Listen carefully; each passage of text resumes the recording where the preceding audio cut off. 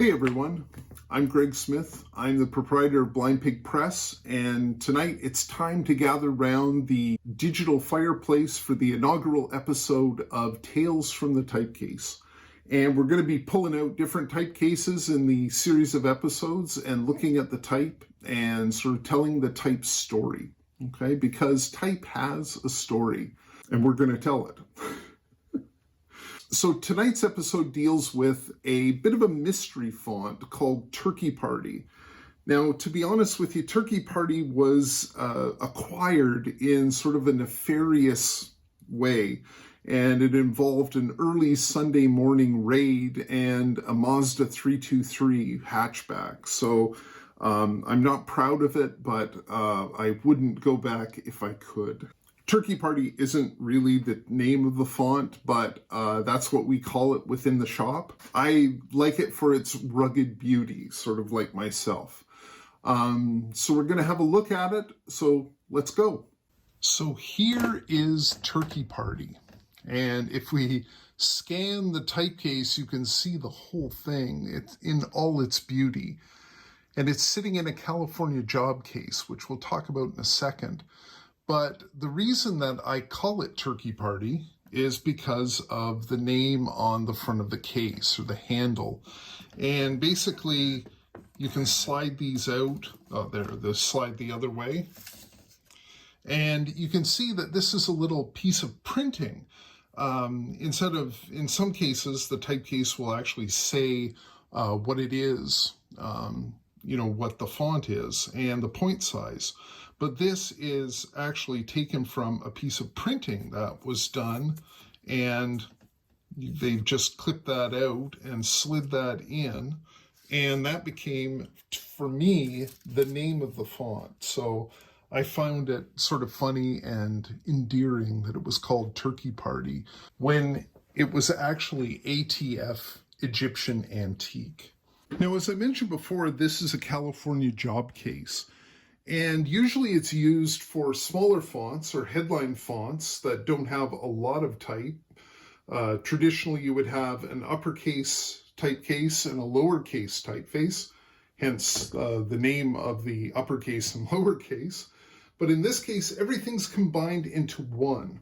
And if we look from this division over to the left, this is all the lowercase, and in some cases your spacing and things like that. So in this case we have A,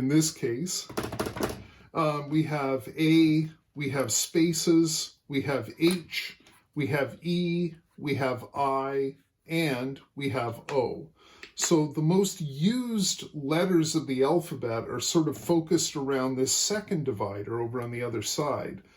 And we also have, and the one sort of mnemonic device that I can remember right off the top of my head is, be careful driving elephants into small, flimsy garages.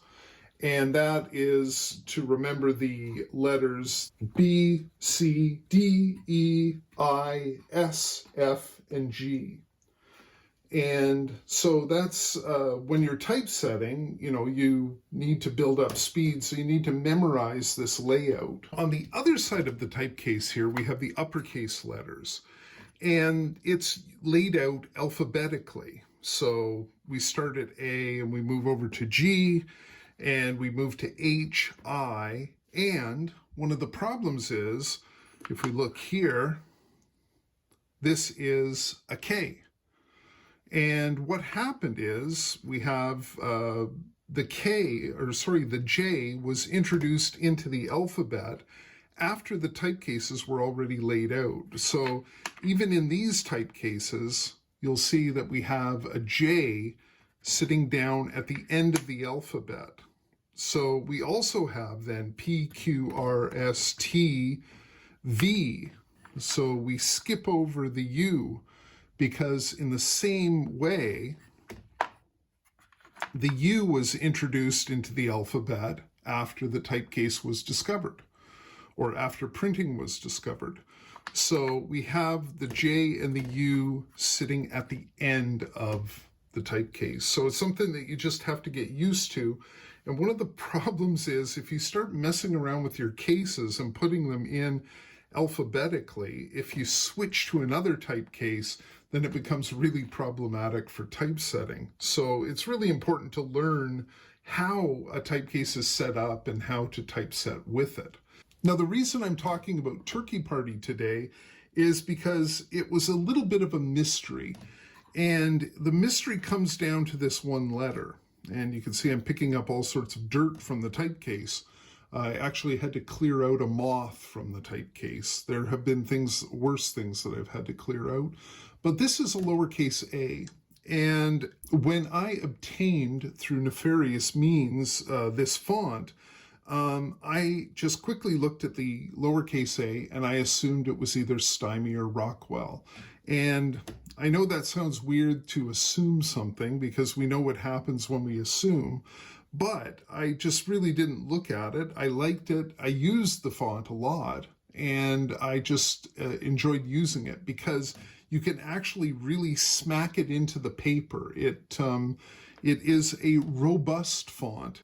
It's only been recently that I actually went in and looked at it because I was looking at a digital version of Rockwell that I have, and I noticed that the A wasn't matching up.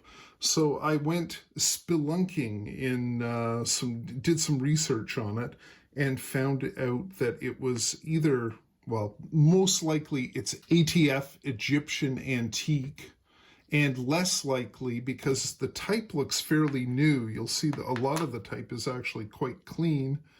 It could also be Litho Antique, but I don't think so because it was cast around 1910 by the Inland Type Foundry. So that's why I continue to refer to it as Turkey Party. It's a cool name, but also it sort of reminds me of its bastard past. So when trying to identify typefaces, I always go to the Encyclopedia of Typefaces because it's the book that I own. And in my mind, I always call it W. Pincus Jasbert. I don't refer to it as the Encyclopedia of Typefaces. I don't refer to the other authors. It's just when you have such a fantastic name, why mess with it? So I'm going to show you, we have actually I'll show you Stymie first.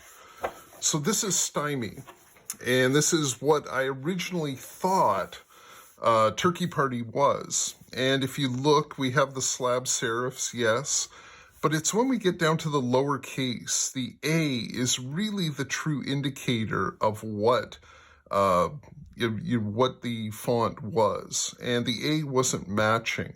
So I sort of abandoned Stymie. Afterwards, I started thinking, well, Rockwell, of course it's going to be Rockwell.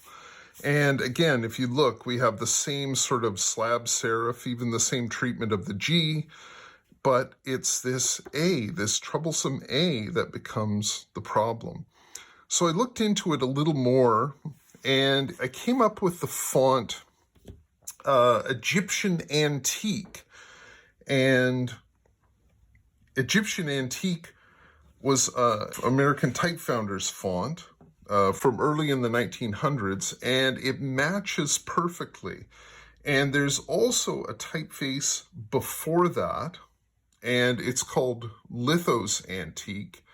And it also has the same distinguishing features.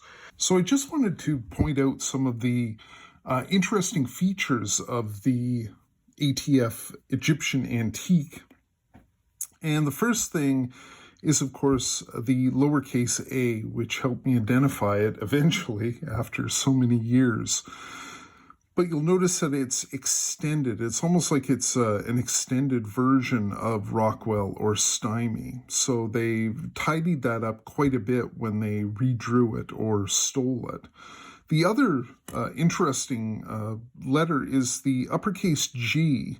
And you'll notice the serif on the top part of the G, but there's the crossbar, but there's no, foot on it here. The other letter that becomes difficult to use is the J, because it is so wide. They didn't really cut it off. They, brought it around and then put a serif on top. And you can see the serif structure sort of top and bottom here in the uppercase I as well. And the K and the R, the K, the leg of the K meets the arm of the K, and the leg of the R is straight. So that's almost like classic grotesque features there. And yet they have this nice little subtle swash at the bottom of the Q. And also the F is quite bulky. I think it's more because of the bottom serif that really makes it sort of large. And we have the lowercase g, which is, instead of being a double bold G, it's actually, sort of a single story G here. And then the other letter, which I find it sweetly comic, is the lowercase m and also the lowercase n.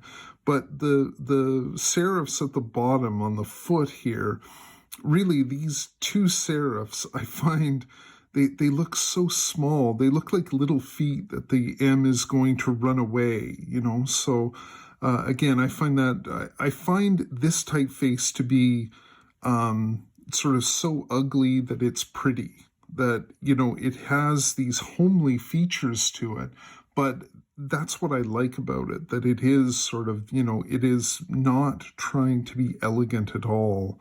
Well, except in the curl of the Q here. So here is the only example I have right now of Turkey Party in action. And you'll see this was for a piece that I did to announce a typeface that I created myself and had CNC cut called Flapjack. And if we look, here is Turkey Party here, where it says a digital font in wood. And I think quite cleverly, I've paired it with Rockwell. I think at that time, I probably thought it was Rockwell. So you can see the elongated A, and you can also see sort of the beefy F, and you can see sort of the awkward lower feet on the N there. So again, it's not the prettiest or most elegant typeface, but it is workmanlike. And I think that's why we like it, because we like to think of ourselves as workmanlike.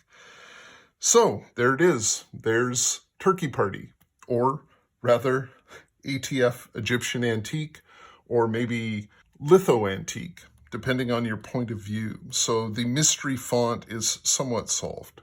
So that's the story of Turkey Party, the little font that could. And join me next week for another Tale from the Typecase.